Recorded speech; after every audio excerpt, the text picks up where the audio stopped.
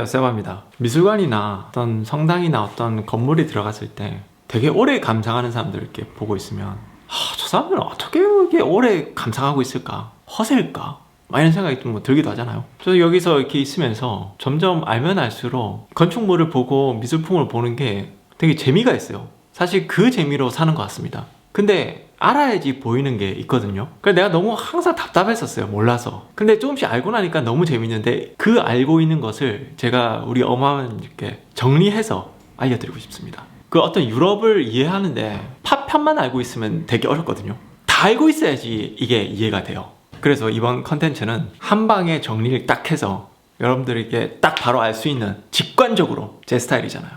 그거 알려드릴게요. 시대별 건축 양식 정리. 자, 첫 번째는 로마. 자, 두 번째는 초기 기독교. 자, 세 번째는 비잔틴. 네 번째는 로마네스크.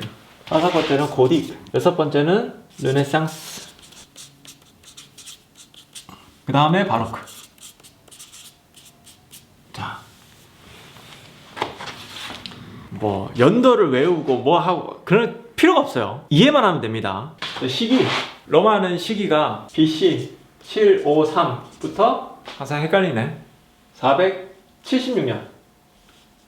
76년. 서로마 제국 멸망. 그래서 로마는 이걸 누가 만들었냐? 그리스 사람들. 그 다음에 로마 사람들. 특징이 뭐냐? 특징. 일단 로마는 중요한 게 아치예요. 반원 아치.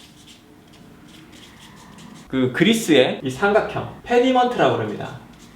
그리고 기둥은 세 가지로 나눠지는데 이 접합 부분을 이제 오더라 그러는데 이 오더가 세 가지. 도리아, 이오니아, 콜린트. 이 세 가지가 이렇게 딱 있고요. 그리고 돔. 이 특징이 딱 있는 거예요. 어디에 가면 볼 수 있냐? 로마니까 로마, 판테온, 콜로세움. 뭐 그리스에 가면 아테네, 판테논 신전, 시칠리아, 아그리젠토, 베로나, 아레나. 얘들 왜 그렇게 만들었을까? 일단 로마는 그리스를 거의 숭배하다시피 했습니다. 그리스를 이 모방, 컨트롤 C, 컨트롤 V. 이 반원 아치 같은 경우는 에트루리안족들이 만든 것을 로마 사람들이 그것을 받아들여서 수도교라던가 뭐 건축물을 다 만들었는데 로마가 그런 아치를 만들 수 있는 기술이 있었기 때문에 유럽 전역을 지배할 수 있었다는 그런 얘기를 합니다. 그리고 아치는 벽보다 더 강하고 하중을 견딜 수 있는 힘이 있죠. 하중을 견디는 효율성. 또한 아치는 공간을 만들 수도, 개방된 통로를 만들 수도 있고요. 재료를 절약할 수도 있습니다. 그게 로마의 힘이죠. 오케이, 딱 그 정도. 그 다음에 초기 기독교예요. 많이 들어보셨을 겁니다. 313년에 기독교 공인 콘스탄티누스 대제에 의해서. 그리고 언제까지가 되게 좀 애매하긴 한데 대략 600년 정도로 보고 있습니다. 이 부분은 아마 딴지 걸 수 있어요. 이 부분은 그냥 대략적으로 그렇게 얘기하는 거니까. 자, 유럽의 기독교인들. 여기서 이제 조금 어려운 게 나와요. 바실리카라고 하는 게 나오거든요. 이게 뭐냐면요, 원래 이 로마 시대 때 예수 그리스도를 믿는 그 종교는 이 박해를 받았었고 카타콤베라는 그 지하 무덤에서 숨어서 뭐 예배를 드렸다는 거예요. 근데 갑자기 313년도에 콘스탄티누스 대제가 기독교를 공인하고 나서 너희들 이제 기독교 공인했으니까 숨어서 하지 말고 예배 드려! 사람들 보는 앞에서. 그렇게 됐는데 건물이 없다는 거예요. 계속 카타콤베에서 예배를 드릴 수도 없는 거고. 그래서 어떻게 해요? 이 바실리카라고 하는 로마의 공공 건물이었습니다. 뭐 법원이 되기도 하고 뭐 거기서 뭐 거래가 이루어지기도 하고 뭐 그런 얘기를 하는데, 어쨌든 바실리카라고 하는 공공 건물에서 약간 강당 같은 그런 느낌이에요. 그러니까 많은 사람들을 수용할 수 있는 집회가 되는 그런 건물이 필요했던 거죠. 그래서 이 바실리카라고 하는 공공 건물을 이렇게 차용해서 이제 교회가 되는 겁니다. 그래서 어쨌든 바실리카 이 공공 건물에서 이제 초기 기독교 이때는 건물들이 이렇게 막 이렇게 만들어지는 거예요. 이 바실리카의 특징이 장방형, 그러니까 복도가 긴 형태가 나온다는 거예요. 그 다음에 나무 천장, 그리고 아트리움, 나르텍스, 신랑, 측랑, 트란셉트, 앱스, 이 6개. 이게 딱 세트로 이렇게 뭔가 모듈이 만들어집니다.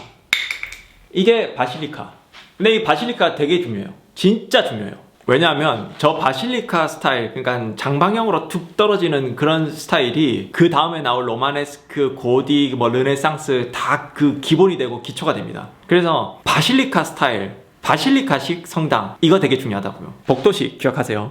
자, 그럼 어디에 있을까? 로마의 성 사비나 성당 아직 안 가봤습니다. 제가 꼭 가서 여러분들께 좀 보여드리고 싶은 그런 마음이 있는 거예요. 라벤나 산 아폴리나레 인 클라세 산 아폴리나레 인 클라세 여기는 가봤어요. 이거 되게 좀 특이하다. 이거 보고 나서 아 이게 바실리카의 시초가 이런 거였구나 그때 좀 알게 됐었습니다. 그리고 바실리카 디 산 로렌조 푸어리 레 무라 안 가봤어요. 가보고 싶습니다. 초기 이 기독교의 이 바실리카 스타일 로마에 있는 건 한 번도 안 가봤는데 저런 데를 한번 가보고 싶은 거예요. 저는 어떻게 생겼는지 어떻게 장식을 했는지 왜 이런 건물을 했을까. 따로 건물이 없으니까 차용 끝. 다음에 이제 비잔틴. 자, 비잔틴은 서로마 동로마가 나눠진 시기가 있죠. 395년. 그 다음에 비잔틴 제국이 멸망하는 시기가 1453년이에요. 근데 이 이탈리아를 점령하고 그 이탈리아의 힘을 꽤나 썼던 그런 시절이 약 한 여기서 사실 한 800년 정도밖에 안 됩니다. 그 이후로는 잘 없어요. 예, 새로운 건물들이 막 있진 않습니다. 그 누가 만들었을까? 동로마 제국 사람들이 만든 거죠. 이탈리아에 와서. 자, 특징 뭐가 있을까? 일단 이거는 얘네하고 좀 달라요. 얘네는 장방형 복도가 쭉 일자로 길게 떨어지는데 얘네는 위에서 내려다보면 이 그리스형 십자가 구조. 비잔틴 건축은 가로 세로 길이가 같은 그리스형 십자가 구조입니다. 그래서 베니스 산마르코 성당도 그리스 십자가 구조로 되어 있습니다. 이건 장식적인 건데 모자이크. 네, 엄밀히 말하자면 금박이 있는 모자이크입니다. 지금 보고 있는 이 화면은 산마르코 성당의 모자이크인데요. 참 디테일이 살아있죠? 세 번째로는 이게 집중식. 결국은 뭐가 있냐? 돔이에요, 돔. 근데 돔이 좀 특이한 돔이에요. 뭐냐면 이 펜던티브 돔이라는 거거든요. 이게 뭐냐면 아치가 이렇게 만들어졌는데 그 위에 돔을 세우는 겁니다. 아치 위에 돔을 세우는 약간 그런 구조. 이게 비잔틴 양식의 특징이에요. 자, 어디에 있을까? 일단 산 비탈레 성당. 두 번째로는 여기가 이제 라벤나예요. 라벤나. 그 다음에 산 마르코 성당. 어디? 베니스. 그리고 시칠리아에 어디 뭐 있다고 그러는데 팔레르모 대성당 뭐 그렇게 얘기하나 아직 못 가봤습니다. 그래서 제가 뭔가 확신을 가지고는 이야기를 못 하겠어요. 꼭 가서 제가 영상으로 제가 잘 만들어 드릴게요. 이게 어떤 특징을 갖고 있는지 가서 좀 봐야지만 이게 알 수 있을 것 같습니다. 이거는 이 동방 이슬람 쪽 있죠. 그쪽 뭐 페르시아 이쪽의 영향을 받으면서 그 동로마 제국이지만 건축이 그렇게 바뀌거든요. 이게 서방의 느낌하고 또 다른 뭔가 새로운 어떤 스타일이 뭔가 만들어진다는 거예요. 그렇게만 딱 이해하셔도 괜찮을 것 같아요. 이제 대망의 로마네스크. 이게 중요하거든요. 이 로마네스크하고 고딕을 이해하기 위해서 이것들이 다 초석이다 라는 그런 생각이 좀 들긴 합니다. 로마네스크는 대략적으로 한 900년에서 한 1200년 정도 보시면 될 것 같아요. 조금씩 오차는 있습니다. 자, 누가? 노르만, 바이킹 얘들이 이런 걸 만들었대요. 로마네스크라는 이 단어가 로마 거 비슷하게 만든 로마 거보다 한 단계 떨어지는 약간 그런 의미거든요. 노르만 얘네들이 만들었다. 그리고 노르망디 공국 들어보셨죠? 만들면서 영국의 윌리엄 1세 나올 때 있죠. 하여튼 그때쯤에 만들었대요. 그때쯤에 그게 만들고 막 그러면서 내려와요. 어디로? 이탈리아로. 그러니까 여기서 이게 되게 핵심 포인트가 뭐냐면 그 프랑스 위쪽에 그 영국하고 맞닥뜨리는 그런 곳에서 이 바이킹 그러니까 노르만족들이 그걸 만들고 그것들이 이탈리아로 점점 내려오게 되는데 그게 경로가 뭐냐면요. 시칠리아를 얘네들이 점령을 또 하기도 하고 그리고 순례길이 있었잖아요. 그 순례길이 그 비아 프란체지나라고 하는데 이탈리아 같은 경우는 그 비아 프란체지나를 통해서 아래쪽으로 내려오게 됩니다. 그러니까 그 순례길이 영국의 캔터베리부터 로마까지 가는 길이거든요. 그 길을 통해서 참 많은 도시들이 성장을 했습니다. 그리고 참 많은 도시들이 이 로마네스크를 받아들이게 돼요. 이탈리아의 대표적인 도시들이 루카, 피에트라산타는 저희 처갓집이 있는 곳이죠. 비아 프란체지나를 통하는 그 도시들은 부유하게 삽니다. 아주 대표적인 도시가 바로 시에나죠. 시에나는 진짜 어떻게 보면 산골에 있거든요. 근데 잘 살게 될 수 있었던 이유가 바로 거기에 있다. 그리고 거의 최초라고 할 수 있는 이탈리아의 은행, 시에나 은행이거든요. 되게 중요합니다. 자, 특징은 뭐가 있을까? 첫 번째, 두꺼운 벽. 두 번째, 작은 반원 아치 창문. 세 번째, 반원통형 석재 궁융. 로마네스크 시대 때부터는 천장을 나무로 하지 않고요. 아치를 길게 복도 형식으로 쭉 냅니다. 비잔틴도 나무로 하지 않고요. 천장을 만드는데 얘네들은 이렇게 돔을 이용해서 천장을 메꾸고요. 얘네들은 아치를 길게 복도형으로 이거를 반원통형으로 나온다는 거예요. 그게 로마네스크의 또 특징이다. 물론 돈 없는 도시들은 나무로 하기도 합니다. 그 다음에 이제 횡단 아치라고 나와요. 천장에 보면 이게 막 X자로 그려져 있는 게 보이는데 이게 반원통 다음에 횡단 아치가 나옵니다. 신기술이라고 볼 수 있어요. 그리고 라틴형 십자가. 비잔틴을 위에서 내려다보면 그리스형 십자가 가로 세로 길이가 같아요. 그런데 로마네스크 양식을 위에서 내려다보면 세로가 깁니다. 가로가 짧고요. 이걸 라틴형 십자가 구조라고 부르는데 간혹 가다가 그냥 일자로 그냥 복도로 되는 경우도 있는데 좀 유명하다 싶으면 웬만하면 다 위에서 내려다보면 라틴형 십자가로 되어 있습니다. 대표적인 건축물이 뭐가 있을까? 사실 이탈리아에 너무 많아요. 사실 로마네스크는 대표적인 건축물만 딱 말씀드릴게요. 피사, 두오모, 사탑. 이게 끝판왕이에요. 이탈리아의 로마네스크는 이거 보면 이해가 된다고 저는 생각합니다.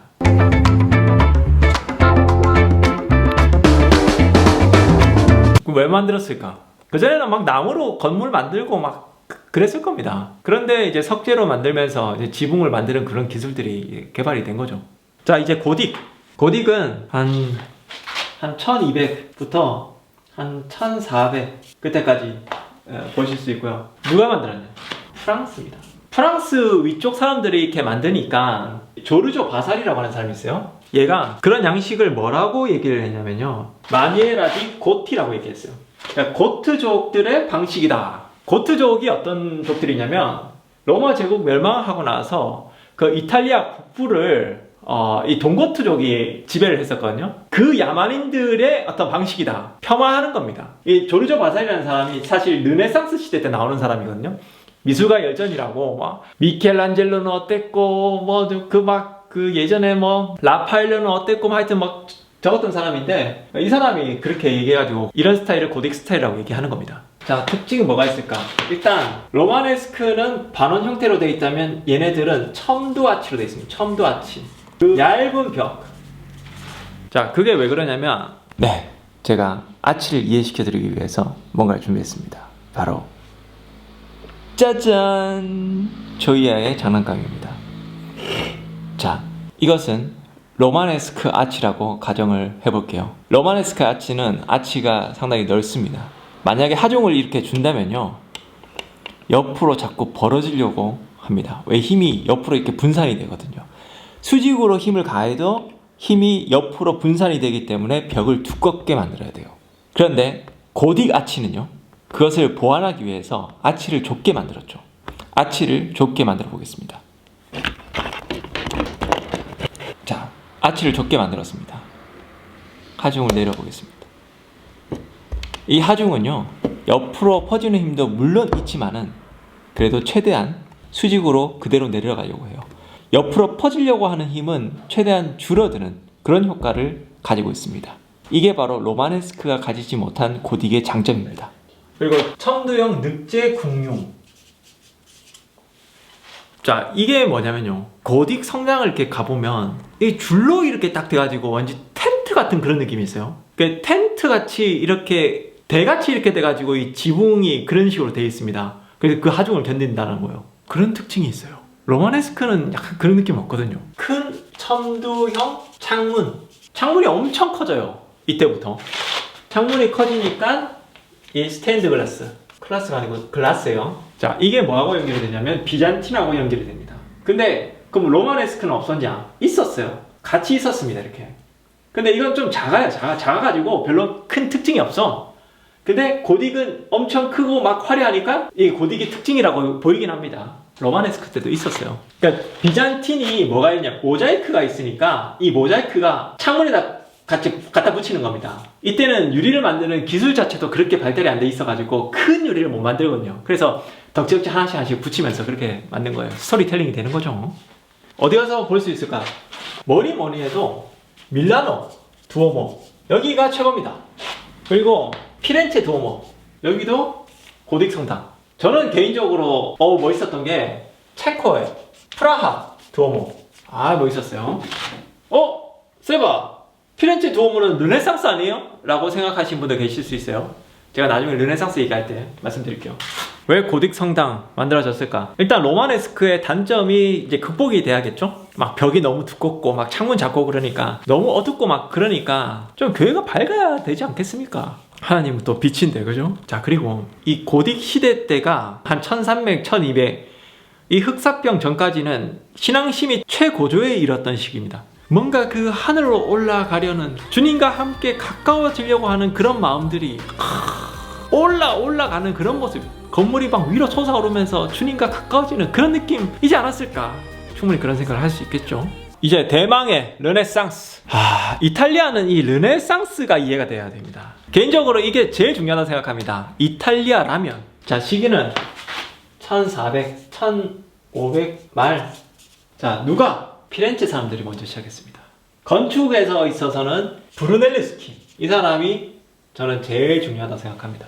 이 르네상스라는 게 왜 생겨났냐? 많은 이유들이 있는데 흑사병이라는 그 이유가 되게 큽니다. 고딕 시대 때는 최고조로 막 올라요. 신께서 우리를 모든 걸 다 해결해 주시고 정말 그 신본주의의 시대의 정점에 이르게 되는데, 병이 하나 걸렸는데 그걸 해결을 못해요. 그 흑사병 때문에 자꾸 모여서 기도하니까 이게 더 큰 문제가 생겨버립니다.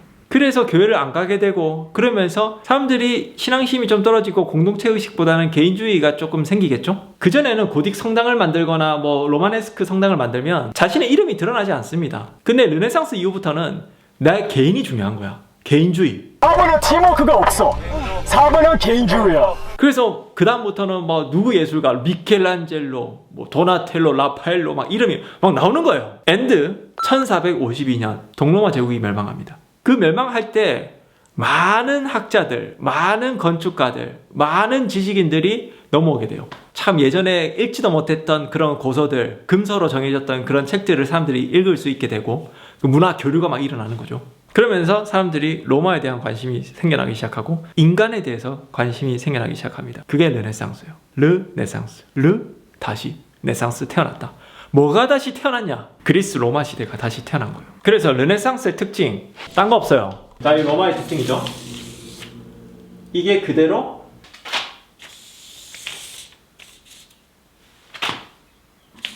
컨트롤 V 붙여넣기 그대로 됩니다.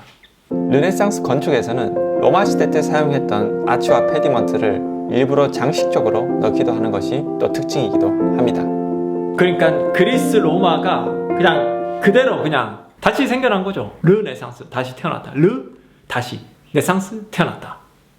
다시 태어난 시대, 르네상스 시대. 르네상스 시대 하면 피렌체 건축가들 중에서 이제 브루넬레스키 중요하고요. 그 다음에 베니스에는 이 팔라디오라고 하는 사람 되게 중요해요. 팔라디오.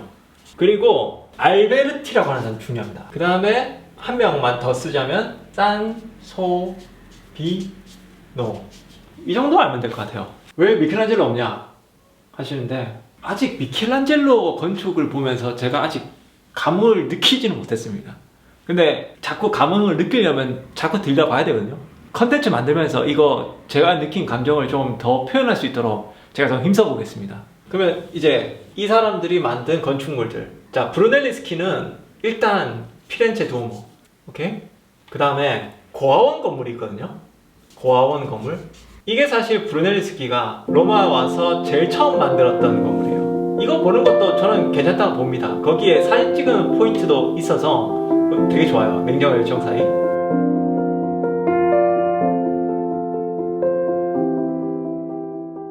그 다음에 팔라디오 같은 경우는 로톤다 라고 하는 건물이 있어요. 이 비첸자에 있습니다.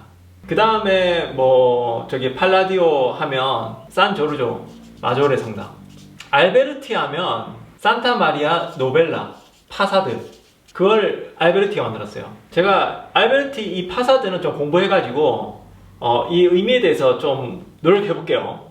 산소비노는 이 사람이 로마 사람인데 베니스 와서 활동을 하게 됩니다. 산마르코 광장 정부청사, 이게 저는 르네상스 건물을 이해하는데 가장 좋은 거다라고 생각이 드는데 다른 건물도 엄청 많아요 사실. 로마에도 아마 건물 많을 건데 제가 아직 로마에 대해서 좀 약합니다. 그래서 로마 여행을 좀 해야 되겠다 그런 생각하면서 로마 여행도 좀 자주 하고 그래야 되는데 일단 제가 아는 건 그렇습니다. 그럼 여기서 의문이 들 거예요. 피렌체 두오모는 그러면 고딕이냐 르네상스냐 둘 다입니다. 본체는 고딕으로 만들어졌고요. 이제 지붕을 만들 수가 없어가지고 어떡하지? 했는데 브루넬리스키가 로마 가가지고 로마를 배워와서 뭔가 로마 사람들이 썼던 비율이라던가 그 로마 사람들이 썼던 그 방식, 그 벽돌 쌓는 방식이라던가 그런 것들을 다 혼합해가지고 만든 게 피렌체 두오모의 쿠폴라거든요. 그래서 이거를 르네상스 양식, 쿠폴라만 르네상스 양식이에요. 성당 본체는 고딕입니다. 아르놀포 디 캄비오라고 하는 사람이 만들었어요. 자, 이제 대망의 바로크입니다. 바로크는 저한테 조금 힘든 장르이긴 합니다. 어쨌든 가볼게요. 자, 바로크는 일단 일그러진 진주란 뜻이에요. 우리들의 일그러진 영웅 아니에요 그런 거. 혹시 또 오해하실까봐. 포르투갈어입니다. 참고로. 그냥 일그러졌다니까 뭐 덕지덕지 붙여가지고 막 장식 뭐 엄청 해놨네. 약간 그런 의미겠죠. 시기는요 1600년도부터 1750 정도 이렇게 봅니다. 누가? 로마에서 시작했어요. 로마. 도시 로마를 얘기하는 겁니다. 이 바티칸이 있는 보로미니, 베르니니 요 사람들이 시작을 한 겁니다. 저도 깊이 있게 이 건축물들을 보질 못해서 이번에 로마 가서 좀 제대로 좀 보려고 하는데 좀 심도 있게 한번 볼게요. 왜 바로크 양식이라는 게 생겼을까? 르네상스 양식이 있었죠. 르네상스 시대 때는 그 두 가지. 첫 번째가 인간 중심적으로 가니까 신 중심적인 그런 사회를 다시 좀 회복하려고 하는 그런 움직임이 있어야겠죠. 두 번째, 마틴 루터에 의해서 종교개혁이 생겨납니다. 1517년. 이때 신교가 만들어지고 그 세력들이 만들어지는데 그 세력을 저지할 수 있는 그 뭔가 거기와 반대되는 것을 만들어야 돼요. 개신교가 추구하는 건 오직 말씀으로 말씀에 집중하는 그런 신앙생활이죠. 그러면 눈으로 나오는 어떤 형상적인 것에 대한 어떤 그들은 좀 반감이 있는 거예요. 그래서 우리가 개신교에 가면 뭐 벽화라든가 뭐 어떤 장식이라든가 뭐 그런 게 잘 없잖아요. 말씀에 집중하고 음향기기 같은 걸 좀 되게 중요하게 생각하지 않을까 뭐 그런 생각을 하는데 어쨌든 뭔가 그거와 반대되는 것을 만들어서 사람들을 집중시켜야 됩니다. 그래서 나온 게 바로크예요. 르네상스 파괴, 균형, 비례 이런 것을 파괴시켜버려요. 그래서 감동, 감각, 우아함이 뭐겠어요? 뭔가 딱 들어갔을 때 그걸 딱 봤을 때 우와, 그게 바로 우아함이잖아요. 아니 그 우정한 얘기고 되게 세련되고 뭔가 좀 장식적으로 뭔가 그 약간 그런 거 있잖아요. 엘레강스한 거 약간 그런 거. 그래서 성당 같은 거 가면요 이게 곡선이 되게 많아요. 곡선. 그리고 몰딩 엄청나게 많습니다. 그리고 장식 막 덕지덕지 엄청 붙여져 있고요. 그 다음에 금박 그리고 막 천장화. 근데 막 천사가 날개 달고 그런 그림들이 많아요. 색감은 되게 화사해. 막 파스텔 톤 막 그런 느낌. 그런 게 바로 바로크다. 그리고 건물도 되게 웅장해요. 막 잘 짜여진 비례적인 그런 느낌이 아니라 뭔가 임팩트 우와 이런 느낌. 성 베드로 성당 갔을 때 뭔가 짓눌리는 뭔가 그런 느낌이 있잖아요. 약간 그 바로크 느낌인 거죠. 약간 건물이 웅장하고 막 뭔가 사람들한테 임팩트를 줘버리면 사람들이 되게 좀 나는 별거 아니구나 막 그런 생각을 하게 됩니다. 그때 당시에 이제 루이 14세가 있죠. 네, 절대 왕정. 그래서 사람들을 약간 집중시키기 위해서는 건물 자체가 되게 웅장하고 막 그래야 됩니다. 그래야지 사람들이 따라오지. 아니 뭐 왕인데 나랑 뭐 별거 없는 것 같아. 나도 개털이고 왕도 개털이야. 그러면 사람들이 따라오지 않습니다. 지도자는 지도자답게 뭔가 확 있어야 된다고. 그래서 여기 자 그러면 대표적인 건축물 일단 성 베드로 성당. 이쪽 그 성당도 그렇고 이 앞쪽 파트도 되게 그렇고요. 최초의 바로크 성당이 그 로마의 일제수 성당이라고 하는데 이거 언젠가 또 꼭 가보도록 하겠습니다.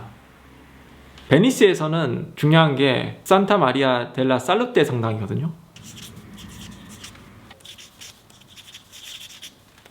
원래 바실리카 스타일의 장방형 복도가 아닌 중앙 집권식, 집중식으로 이렇게 원형 형태로 되어 있어요. 그게 베네치아의 아주 대표적인 바로크인데 베네치아다운 건물이에요. 왜냐면 베네치아는 산마르코 성당이 되게 중요한 곳이기 때문에 그 되게 베네치아적이면서도 되게 좀 독창적인 그런 건물인데 저는 그걸 추천하는데 언젠가는 꼭 베르니니와 보로미니의 건물을 제가 탐구를 하고 꼭 영상으로 만들어 드리도록 하겠습니다. 르네상스 종교개혁이 아닌 새로운 시대를 만들어가기 위한 그게 바로크가 만들어진 이유죠. 이게 딱 정확하게 모듈이 있거든요. 그 모듈만 딱 알면 몇 년도에 만들어졌고 무슨 스타일이고 딱딱 바로 나옵니다. 이게 사실은 어떤 도시에 가서 그냥 길 가다가 성당을 봤는데 이 성당이 한 몇 년도에 만들어졌을까, 무슨 스타일일까, 그 데이터가 웬만하면 나오는 거예요. 라이브 때 많이 보셨을 겁니다. 제가 하는 방법을. 이것만 딱 기억하고 이해만 되면 만사형통.